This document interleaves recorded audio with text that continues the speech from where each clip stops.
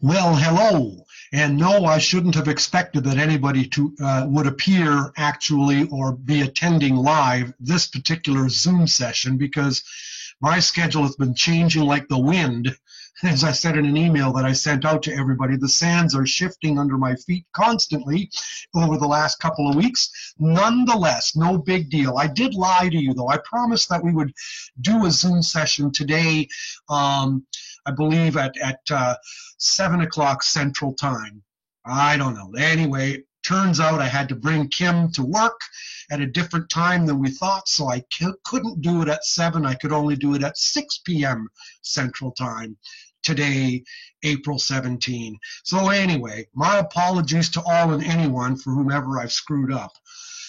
No big deal. This is a Zoom session on 250. Today is April 17th, 2019, and this Zoom session is for the 250 course on real ear measurement, only it's not at all about real ear. It's about real ear's companion, validation tools. See, real ear is meant to verify the fittings predicted by the manufacturer software, as we've been saying over the past couple of weeks. And last week we showed a bunch of case studies on that, showing exactly what the manufacturer said was meeting the fitting method targets. And then when you did the fitting method on real ear, the real ear version of the fitting method was actually off from what the manufacturer said it was. And that's because the manufacturer, A, is changing the fitting method a little bit, and B, is making the predictions by information that you've given. Real life is different.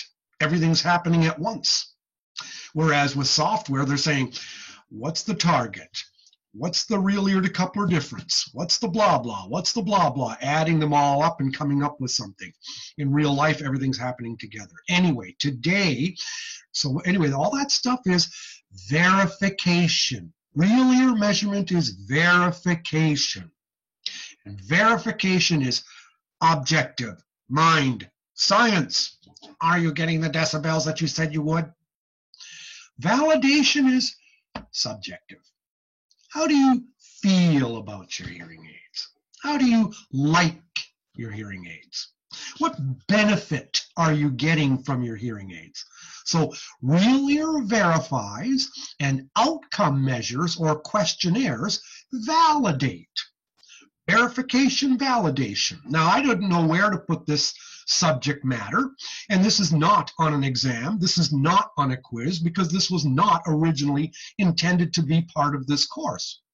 However, I think from now on, going forward, next year, I'll include it in the course, because I think it's a good way to end the real ear measurement course. So without any further ado, why don't we look at some notes here dealing with some questionnaires, and then we'll pull up some questionnaires and look at them, because they are meant to map emotions. So let's just kind of look at our notes here, share screen, and look at the notes first. Now, Unit 2, this is because this is what I used at Douglas College, so don't worry about that. A good source to read about questionnaires or satisfaction scales or outcome assessment tools is out of a great little book by Taylor and Mueller.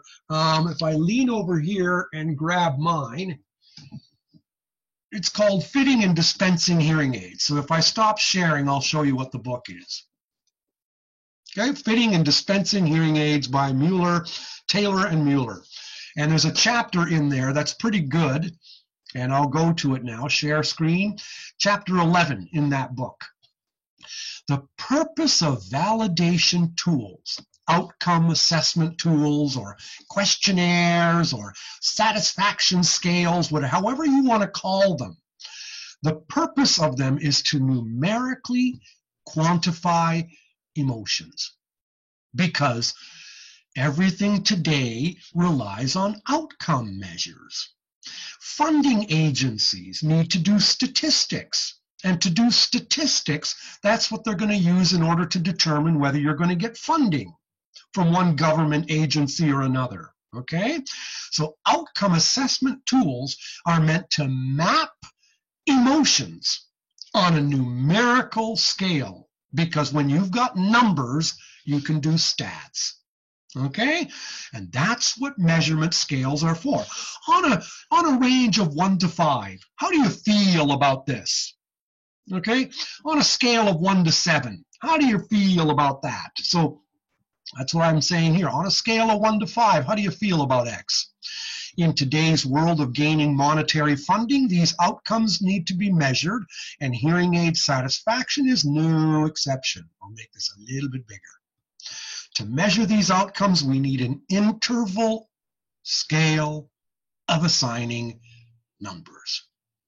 Now, I'll stop sharing so it's a little less boring. Remember you had the decibel from hell?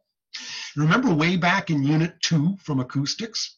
And we said that there's 4 ways of assigning numbers to things. The first way is the nominal way. Like football sweaters. I'm going to call you 99. I'm going to call you number 5. I'm going to call you 11. You're just naming with numbers, implying nothing else other than naming. Nominal.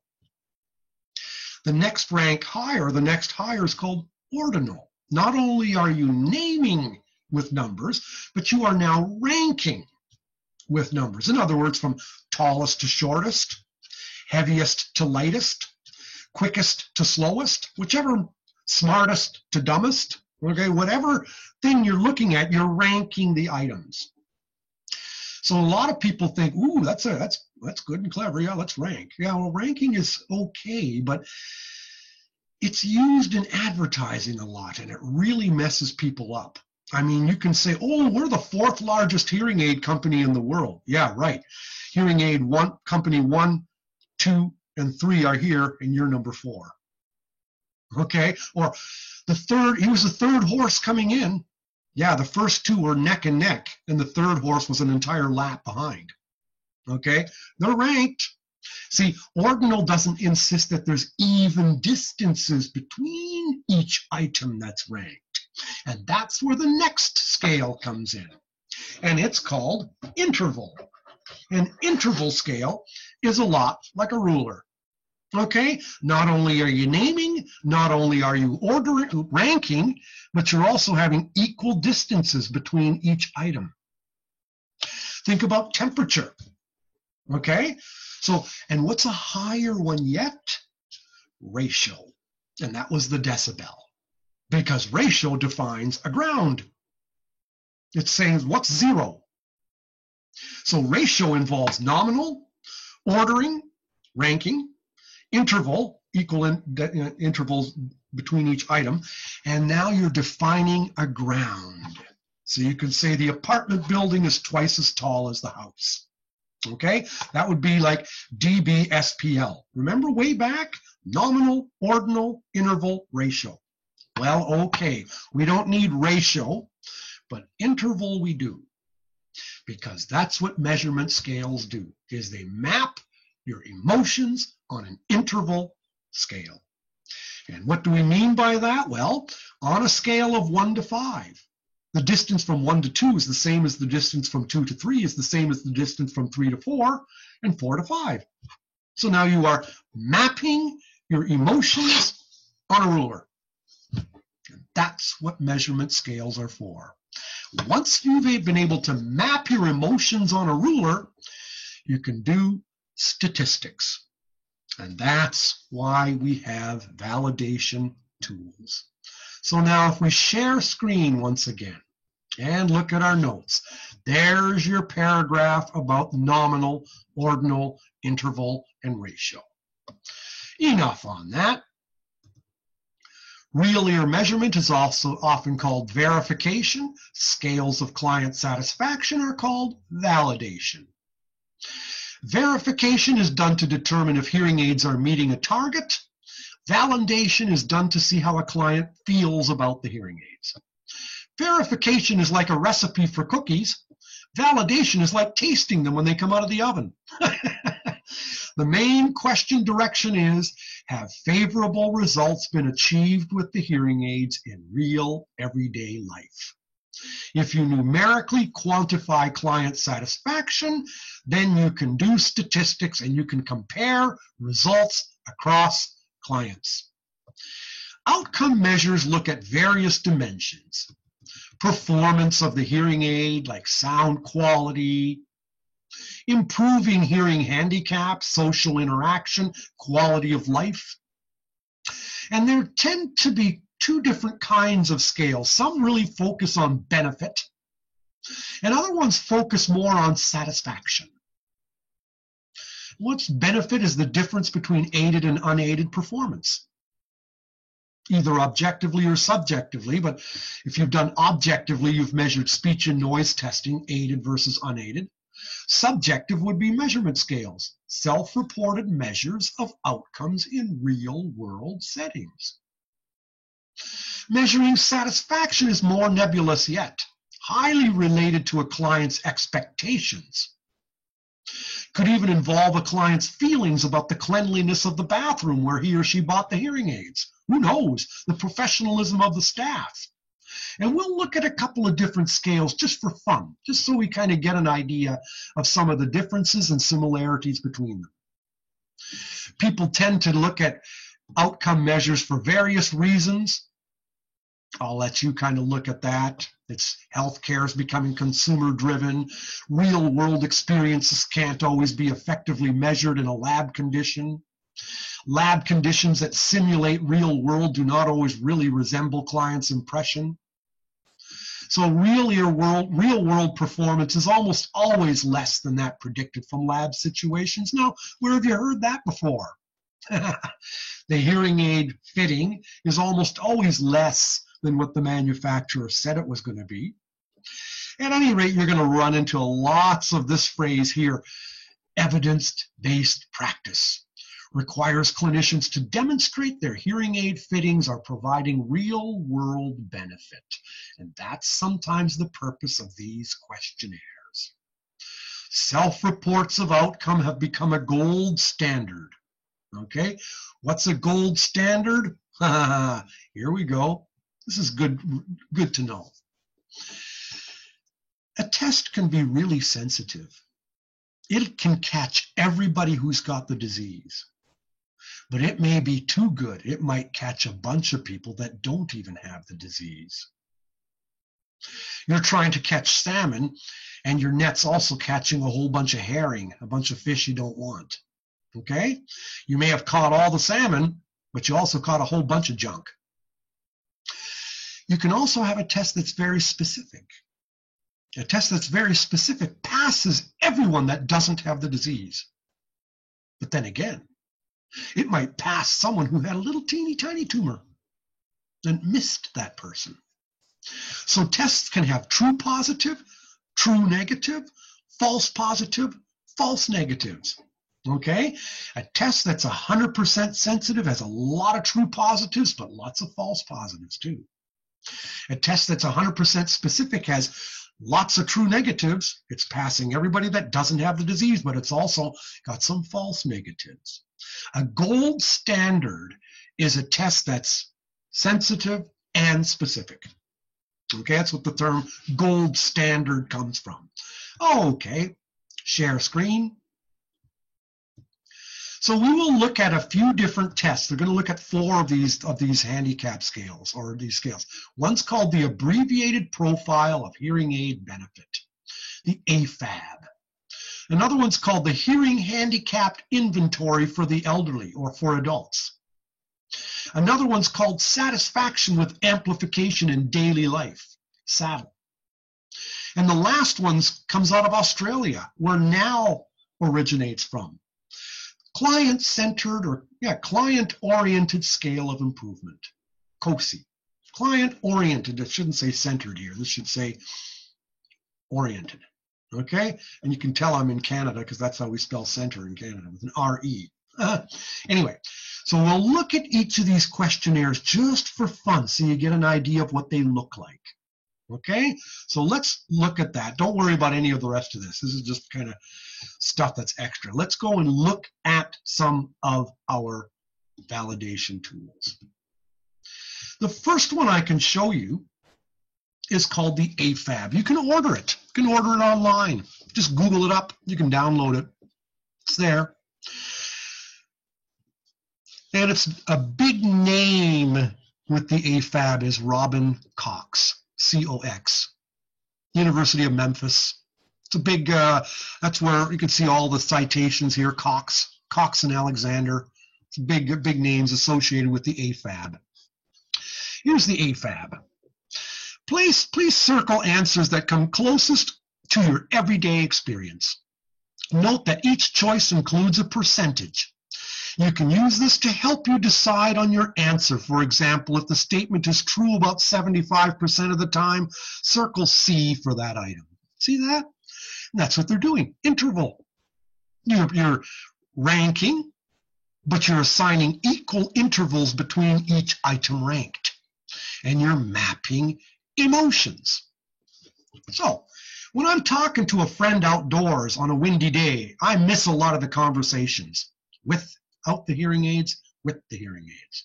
When I'm meeting with other people, I can comprehend speech with. When I'm in a crowded grocery store talking with the cashier, I can follow the conversation with. I miss a lot of information when I'm listening to a lecture. Without hearing aids, with hearing aids, map your emotions. Unexpected sounds like a smoke detector or alarm bell are uncomfortable. Without the hearing aids, with the hearing aids. I have difficulty hearing a conversation when I'm with one of my family at home. Without hearing aids, with hearing aids. I have trouble understanding the dialogue in a movie or at the theater. Again, when I'm listening to the news on the car radio and family members are talking, I have trouble hearing the news. When I'm at the dinner table with several people and I'm trying to have a conversation with one person, understanding speech is difficult. How do you feel about that? Without hearing aids, with hearing aids. Traffic noises. When I'm talking with someone across a large empty room. When I'm at a small office interviewing or answering questions. All kinds of, it just keeps going. The sounds of running water. When I'm having a conversation with a friend. When I'm at a theater watching a movie. When I'm in quiet conversation with my doctor in an examination room. I can understand conversations even when several people are talking. How do you feel about that on a scale of A through G? Notice there's 7 items here. 7. It's a scale of 7 different possibilities. And so it just goes on and on up to 24. That's 24 items. And it's always asking without hearing aids versus with hearing aids. And there's something else to notice about this test. It seems to be broken down into 4 different things. Easy listening, background noise, reverberation like rooms, and ugly sounds, aversive sounds.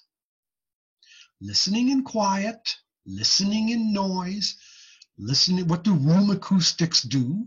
And what do crummy sounds like alarms and traffic? And if you look back, you'll see that. Here, fire engine. A room following the words of a sermon. Screeching tires, uncomfortably loud. And here's difficult listening. Trouble understanding, listening in noise. Background noise. Okay? Aversiveness. You can just, so the 24 questions, 6 of them are on ease of communication, like listening in quiet. 6 of them are listening in noise. 6 of them deal with rooms, theaters, churches. And 6 of them deal with crummy sounds, like alarm bells and sirens and things like that. And the abbreviated profile of hearing aid benefit. The abbreviated profile, AFAB. Okay? And it's always looking at without hearing aids versus with. How do you find the benefit of your hearing aids? So it's not looking so much at satisfaction. It seems to be looking more at benefit. That's one scale. Just want to familiarize it so you've heard of it before. AFAB, abbreviated profile of hearing aid benefit. It's used a lot in research. It's not used so much in daily clinic. We'll get to that one. Here's an easy one. Let's see. This is an easy one. This is the second questionnaire. And it's called the Hearing Handicapped Inventory for the Elderly, HHIE. And they have another version now, HHIA, Hearing Handicapped Inventory for Adults. And it's got way fewer questions, only like 10. But if you look at your answers, it only has 3. Yes, sometimes, or no. And if you say yes, it's 4 points. And if you say sometimes, it's 2 points. And say no, it's no points. This is a screening version. And let's look at it kind of closely. Does a hearing problem cause you to feel embarrassed when you meet new people? Does a hearing problem cause you to feel frustrated when talking to members of your family? Do you have difficulty hearing when someone speaks in a whisper? Do you feel handicapped by a hearing problem? Does a hearing problem cause you difficulty when visiting friends? Does a hearing problem cause you to attend religious services less often than you'd like? Does a hearing problem cause you to have arguments with your family? Does a hearing problem cause you difficulty when listening to the TV or radio? Do you feel that any difficulty with your hearing limits or hampers your personal social life?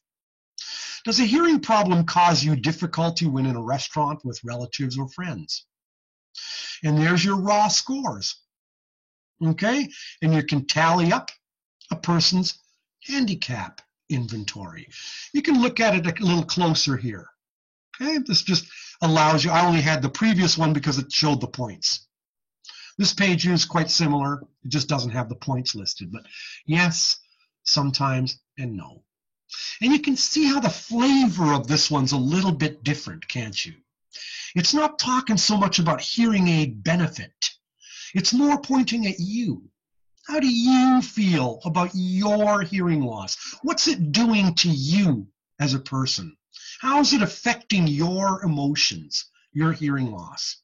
So the Hearing Handicap Inventory for Adults is not a very good tool to assess the benefit of your hearing aids, but it is a good tool to measure the impact of hearing loss on someone's life.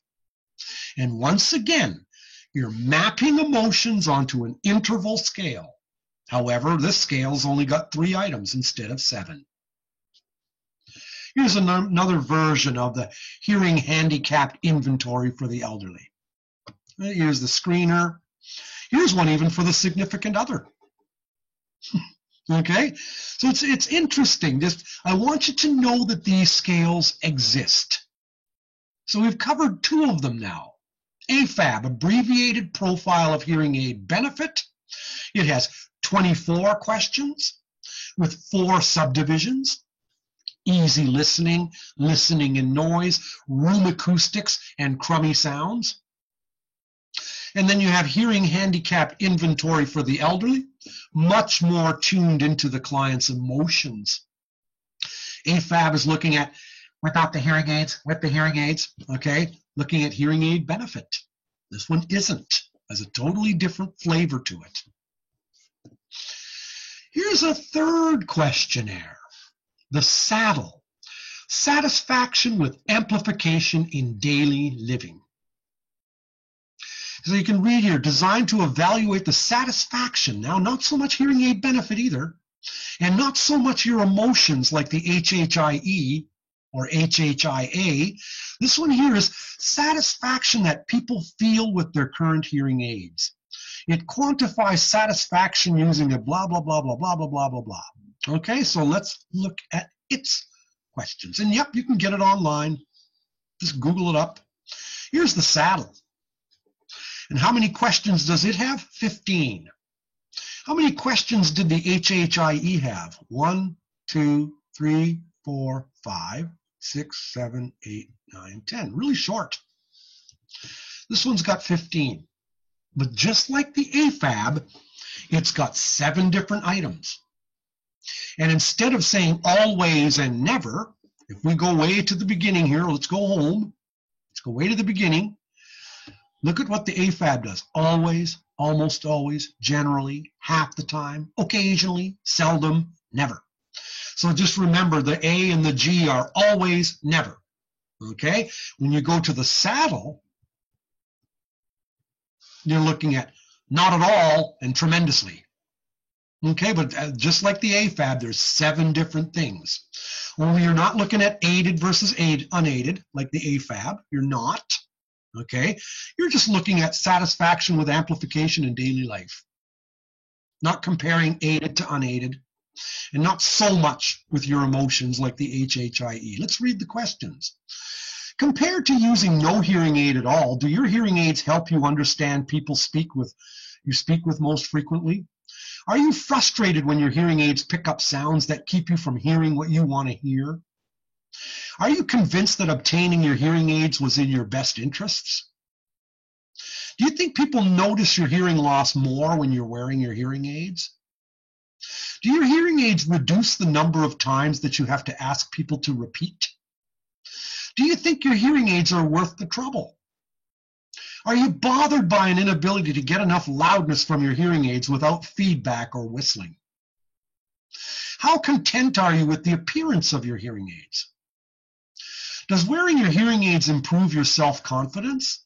How natural is the sound from your hearing aids? How helpful are your hearing aids on most telephones with no amplifiers or loudspeakers? How competent was the person who provided you with your hearing aids? Do you think wearing your hearing aids makes you seem less capable? Does the cost of your hearing aids seem reasonable to you? How pleased are you with the dependability of your hearing aids? So you see the flavor of this one now. It's different from the other two. It's looking really at your hearing aids and your satisfaction with the hearing aids, and even with the office or the person who sold them to you. Okay, so a different flavor again. But just like the AFAB, there are 7 different items that are ranked, and there's an equal distance between each item ranked. Okay? Satisfaction with amplification in daily living. Contrast that to the AFAB, which is abbreviated profile of hearing aid benefit. Benefit versus satisfaction. This one's looking at satisfaction. AFAB is looking at what's the benefit of your hearing aids. So this one sort of seems like it's kind of halfway between the AFAB and the HHIE, isn't it? It's kind of like a bit of a mixture, sort of. Let's look at the last one, and what I'm going to do to make things better here,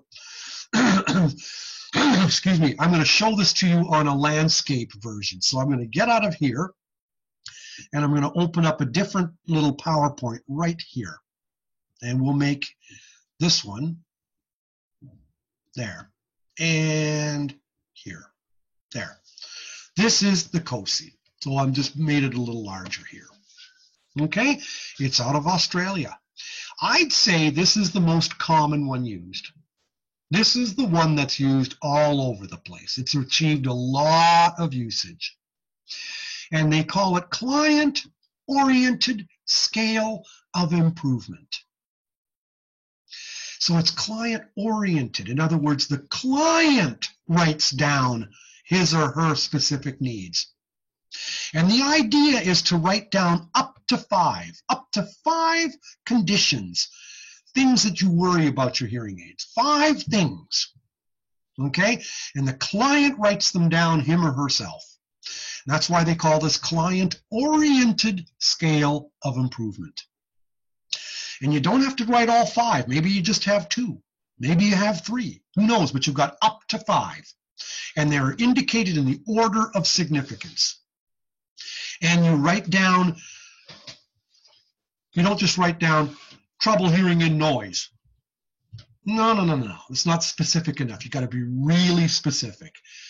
Trouble hearing my son who's sitting to my right when my husband who's across the table is talking at supper time. Okay? It's really specific. The client has to write down very specific concerns or needs with the hearing aids. What he or she wants really addressed with the hearing aids, why he or she got the hearing aids in the first place. Can you list up to five things that you really wish were addressed with your hearing aids, were helped by your hearing aids? 5 things that you wish the hearing aids would deal with. And they can have, look at this. You can write down what the category was. Conversation with 1 or 2 in quiet. Conversation with 1 or 2 in noise. Conversation with a group in quiet. Conversation with a group in noise. TV or radio. Familiar speaker on the phone. Unfamiliar speaker on the phone. Go away thing. Hearing the front doorbell knock. Hearing traffic. Increased social contact. Embarrassment. Feeling. So any of these categories. So the guy wrote down up to 5 concerns, and then you, the clinician, assign a category. From one of these 16, you put a number in here. Which category does it fit in? Does this guy's number 1 concern? What category does number 2 concern fit in? What category does number 3 concern fit in? And then the thing you do about this you have 2 separate things that you can deal with. It's very flexible, the COSI. It's when you see someone once and when you see someone again. Okay? So maybe the degree of change, it might be at the 30-day trial period, or it might be after a week of wearing the hearing aids. Okay? It might be, just if the person's just bought the hearing aids and has worn them a couple of days, and what kind of degree of change has the person noticed? And then with a final ability of hearing aids, now you're getting to that interval thing again. Hardly ever, occasionally, half the time, most of the time, almost always, and 10%, 25%, 50%, 75, 95. Okay? So again, you've got fixed intervals here with quite similar intervals between each item ranked. So you can talk about the degree of change at one appointment, and you can meet up with the person again and finally tally things down and talk about final ability with the hearing aid. The person can hear this concern. Did the hearing aids hardly ever help? Did the hearing aids occasionally help with number 1 concern? Did the hearing aids help half the time with number 1 concern? Did hearing aids help most of the time with number 1 concern? Or did the hearing aids always help with number 1 concern? Okay, number 2, same thing. So you can talk about degree of change that the person may have noticed at one appointment, and then you can tally up things in another appointment and finalize them. And here's where you are mapping the emotions. Once again, assigning numbers to things. So now we look at our notes here and see what we could have written about the COSI. Look, client reports degree of improvement after a few weeks of hearing aid usage. The COSI can be scored in degree of change, that's the left column on the form, or in final ability, right-hand column on form. Note the right column is the one with the percents. That's the interval numbering system. There's lots of possible ways of doing the COSI. You can do both columns at the same spot. You can do the left column at 30-day trial and a right column at a 90-day trial. Take your pick, whatever. Whatever your office policy has for final sale of hearing aids, the COSI is likely the most popular outcome measure used today. It's commonly found even on a lot of hearing aid fitting software. Partly because of its personalization, it's client-oriented. The client chooses the situation, and it's easy to administer. It's low-tech. It was actually normed on 1,770 subjects, so you can actually map your client's results and compare to those expected for the population in a similar listening situation. So there's lots of things you can do with the COSI. All of these questionnaires are normed, by the way. And the purpose of this particular Zoom session was just to take you through a little tour of 4 different questionnaires. just so that you can't ever say you got out of OTC without really having covered these. And remember, they've all been normed. The COSI is available on hearing aid manufacturer fitting software. And I imagine you can even compare to norms on there. I've never done, but you're going to find that these things will not really go away. In today's world, people are really relying on outcomes and mapping emotions. So real ear is the objective. This is the subjective. So now these notes, by the way, continue with notes out of Taylor and Mueller's book, chapter 11, and it's stuff that I wrote here and stuff like that. Hi-O Basics, it's in there, but don't worry about it, okay? This just happened to be because all I did here was I uploaded, I'll stop sharing, I uploaded notes from Douglas College here in Vancouver, BC, and I just quickly uploaded them and threw them onto Unit 7, 250, Unit 7. You will find the notes and the PowerPoint for validation. And the COSI is a separate one because it's on a landscape format as opposed to a portrait format that the other PowerPoint is in. So anyway, I hope this little Zoom session has given you some new tidbits or new ways to look at some of these things. But the most important thing to take home is the interval scale, and that's exactly what all these measurements are trying to do. Map or hang your emotions on an interval scale. An interval means naming, ranking, but also assigning equal intervals between each ranked item, like inches on a ruler. All right. I don't have to say anything more. This was just a little good old introduction.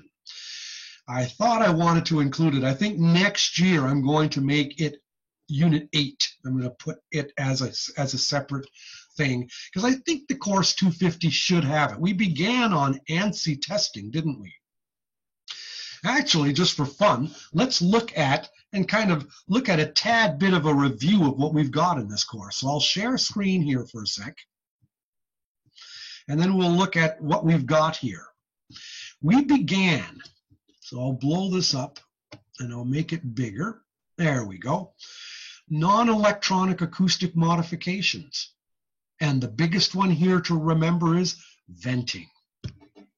Be sure you look at your notes. Know the smallest is going to be 1 millimeter. The largest is going to be 4 millimeter vents.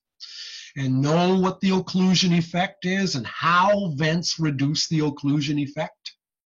Not just that they do, but how they increase the acoustic mass of air in your ear canal by connecting the trapped air with the air outside. And what resonates with mass? The lows. So the lows are going to escape and try to get to the mass. That's what lows want. Okay? They'll follow mass like Hansel and Gretel follow the petals of the bread to get out of the forest. Non-electronic acoustic modifications. Ear molds, lucite, silicone, lucite skeleton versus full shell silicone. Silicone being for more hearing loss, lucite being for less. Okay? So have a good grip on that. Then, ANSI couplers, ANSI, and KEMAR, you should know OSPL 90. You should know full-on gain. You should know reference test gain. You should know equivalent input noise. And lastly, you should know total harmonic distortion. Never forget those 5. What's the input sound level? What are you looking at? Okay, so OSPL 90, 90 dB coming in. You're looking at the maximum output. You're looking at the peak output along the curve. But you're also, what are the 3 numbers? What is your high frequency average? 1,000, 1,600, and 2,500 hertz. High frequency average. Number 2, full on gain. Now your input is only 60 instead of 90, and now you're looking at gain, not output. Reference test gain. Your input is still 60, but now your volume is reduced to more like a user volume instead of being full blast, like OSPL 90 was and like full on gain was. So you see you had volume full, 90 in, volume full, 60 in, volume reduced, 60 in, and then reference test, serves as the anchor for the other two tests. Total harmonic distortion is tested at reference test gain volume position. Equivalent input noise is tested at reference test gain equivalent input noise position, or reference test gain position. So total harmonic distortion and equivalent input noise are measured at the volume that reference test gain was set at. So just have a look at those 5 measures. Don't freak about them, but have a good idea. What are the 3 frequencies tested for total harmonic distortion? 500, 800, 1600. Is total harmonic distortion measured in percent or dB? Percent. What about equivalent input noise? What's the tolerance for that? 30 or less. All right. Early fitting methods have a handle on the half gain, where it came from, who Liebarger was, and why it's the half gain rule. You can amplify 5 dB sound for someone with a 50 dB loss. I can amplify a 5 dB sound by 50 so that the guy with the 50 dB loss can hear it. Okay? So we're on unit 3 here. I'll stop sharing for a bit. But never forget where the half gain rule came from. Otherwise, you don't get fitting methods. It's the spinal cord of all fitting methods. I can amplify a 5 dB sound for someone with a 50 dB loss. I can amplify that 5 by 50. Now my output is 55. Not bad. Okay? That's amplifying by the full degree of the loss. But I can't amplify input speech by the full degree of the guy's loss, because input speech is 50 to 60 dB HL or 60 to 70 dB SPL, and I can't add 50 to those kind of inputs because my output will be in his uncomfortable loudness. So half gain. You're amplifying by half the degree of the loss. And what sounds are you amplifying by half the degree of the loss? Average sounds, like speech. Okay, average conversational speech. Those are the ones that you are amplifying by half the degree of the loss. So if a guy's loss is 50, you'll amplify average speech inputs by 25. That way, the output will sit nicely in the listener's dynamic range. And hopefully, you'll amplify louder sounds than average by less than half gain. And you'll amplify softer sounds than average by more than half gain. And that's exactly what we do with compression hearing aids today. Memorize the old fitting methods. Berger, Pogo, Libby, now R. Okay, have an idea as to how Berger differs from Pogo, how it differs from Libby, how it differs from now. Done. Unit 4. Today's fitting methods. DSL4 turned into DSL5. Now 1 turned into now 2. Have an idea about the differences between those fitting methods. TSL4 was the strongest. Now 1 always has a bump in the middle, loves the mids. Now 2 flattened that out. So now 2 gives more in the lows and highs and less in the mids than now 1. And now 2 and DSL5 are real close kissing cousins. Now DSL5 is a little bit stronger than now 2. A little bit. Both of them are pretty good though. They're pretty darn close. Unit 5, early real ear. Early real ear.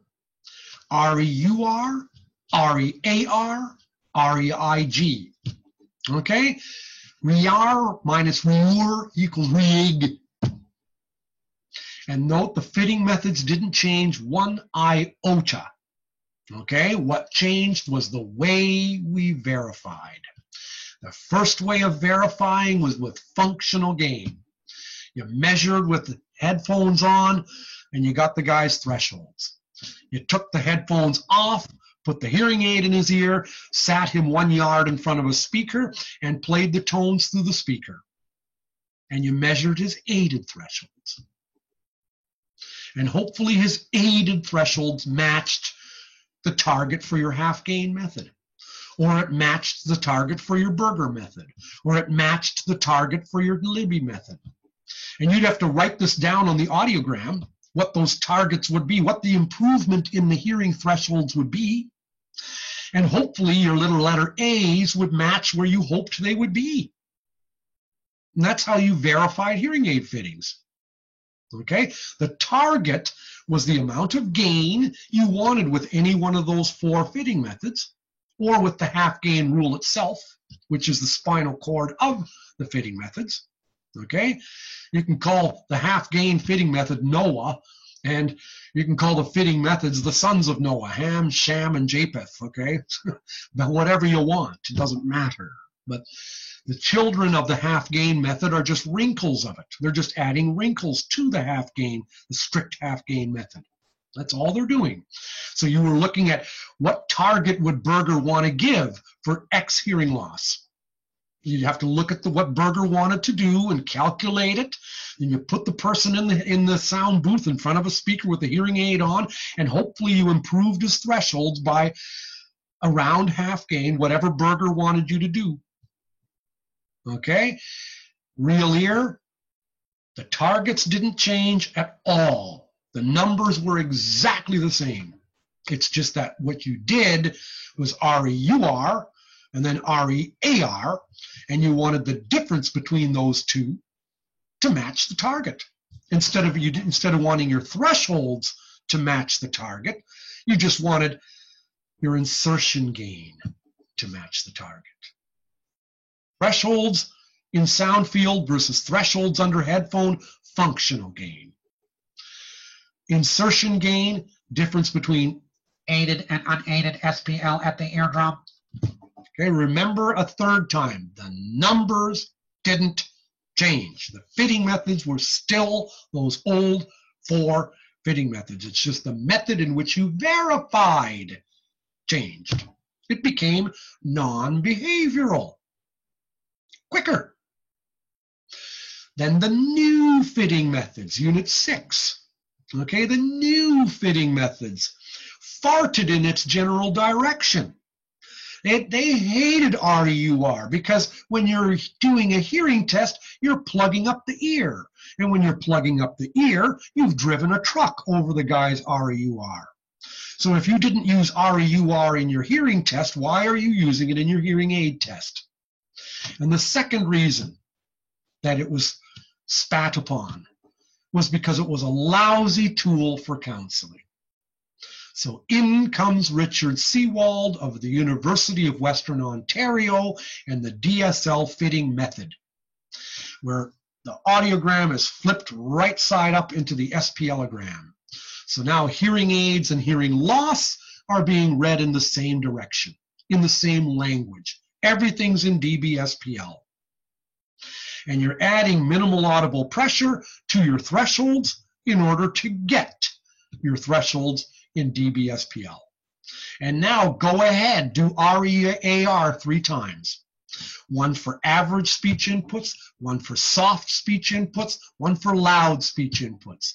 And just make darn sure that the one that your outputs for average speech inputs are sitting about 1/3 above your thresholds, especially at Matthew, Mark, Luke, and John, 5, 1, 2, and 4. About 1/3 or a little less than 1/3 above your thresholds. Make sure your outputs for soft inputs, 55, average is 65, loud is 75, okay? Make sure your outputs for 55 dB-SPL inputs are hugging the thresholds, meaning they're barely audible, because if I speak to you really soft, I'm barely audible as well. Okay? And make sure your outputs for loud inputs remain below loudness tolerance level. You have just mapped speech. And that's where we are today. And if Linebarger could only have seen that, okay, he didn't have real ear. So they did functional gain with the hope and the prayer that the aided output would be nicely settled in the guy's dynamic range. And all hearing aids then were linear. So they didn't give different gains for different inputs. So you focused on the input you cared about the most, average speech inputs. And then if the input sound was softer, the guy could turn up his volume. And if the sound was louder, the guy was going to have to turn down his volume. But that's how you could detect a linear hearing aid user. They were constantly changing the volume. Today's hearing aids barely even have volume controls. We're changing the gain with compression. You're giving more than half gain for soft inputs and less than half gain for loud inputs and around half gain for average inputs. So there. And then we got into Unit 7 where we talked about real ear measurement talks or walks, software talks, real ear measurement walks, and we spent a couple of weeks there. And we looked at case studies and all that last week. So I guess you could almost call this like a little bit of a review, like a 15-minute review or coverage of the course, a contextual awareness. Now, when I come back from the Netherlands on April 30, we'll have about 6 days, May 1 through May 6, that are prior to the final exam. So if anybody wants to do a review session that's a little bit more in detail where you get to ask me questions, I'm fine with it. Just let me know. And then I'll open up a Zoom session and we'll do it. All right? As it is for now, I'm going to shut my face and stop recording. So there. I can see the little mic is still moving, so I know I am recording. So here I go. I will stop.